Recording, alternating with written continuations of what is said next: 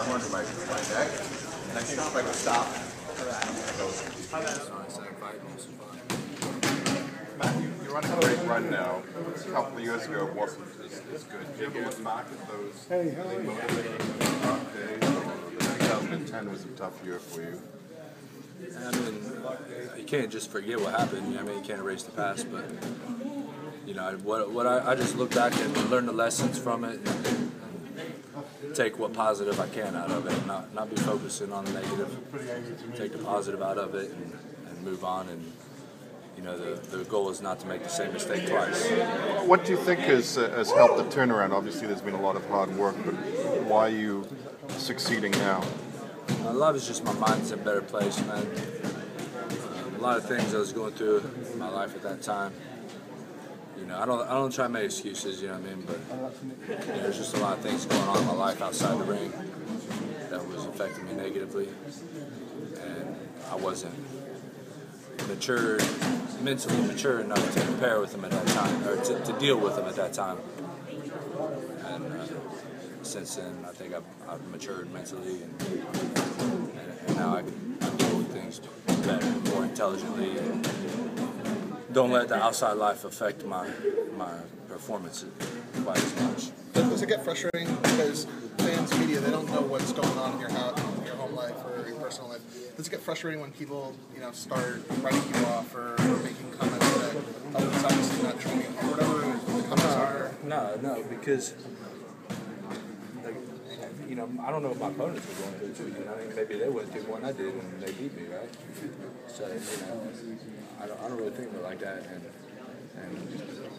you know, when I look, you know, I'm a fan too, you know, so when I watch other fights, you know, if I see somebody not performing well, I don't think, you know, the first thing that comes to my mind is, well, maybe he had a rough week or something, right? You know, I think he sucks, or is it something, you know what I mean, or, you know, he didn't train right, whatever, so, you know, I understand the other side of things. I don't take that into account, really. Swick's problems are pretty well documented. What are your thoughts about him as a fighter, and it goes back a ways? What problems? Like his injuries and guts and everything. Yeah, I don't know what kind of effect that's going to have, you know. The thing is, I can't rely on that to have a negative effect on him, you know. I have to expect this is going to be the best Swick that I've ever seen. And a lot of people can come out of that stronger too, you know. So I expect it, you know, I think he's a warrior, you know what I mean? So I think he definitely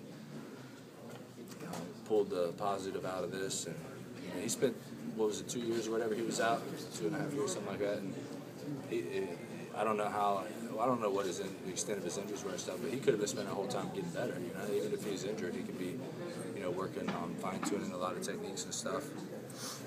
And now I would assume the ring rust is out of him, being that he just fought a few months ago, so I expect we could definitely be seeing the best Swick we've seen possibly ever.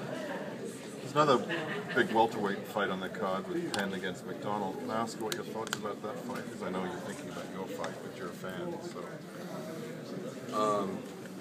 I'll tell you this much, man. When BJ trains hard, he's in shape, we get the real BJ, I'd never bet against him, man. You know what I mean? So, you know, I don't know what BJ does, but if he's in top form, I would never in my life put money against him, no matter who he's fighting, even heavyweight, whatever. You know, I mean, do you have any sense, like, BJ looks strained? I mean, do you have any sense of whether he's on or off before he steps in there? No, because all I see is, you know, what you see on the internet and stuff. Same thing you guys see. It could all be posturing, it could be real, you know what I mean? I just have no clue. It's a roll of a dice thing. Yeah, I don't make assumptions on what people are doing, you know. Are you the type of fighter that watches footage where, you know, Swick wasn't around for 2.5 years and is basically a brand new fighter?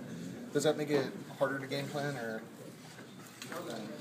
Not necessarily.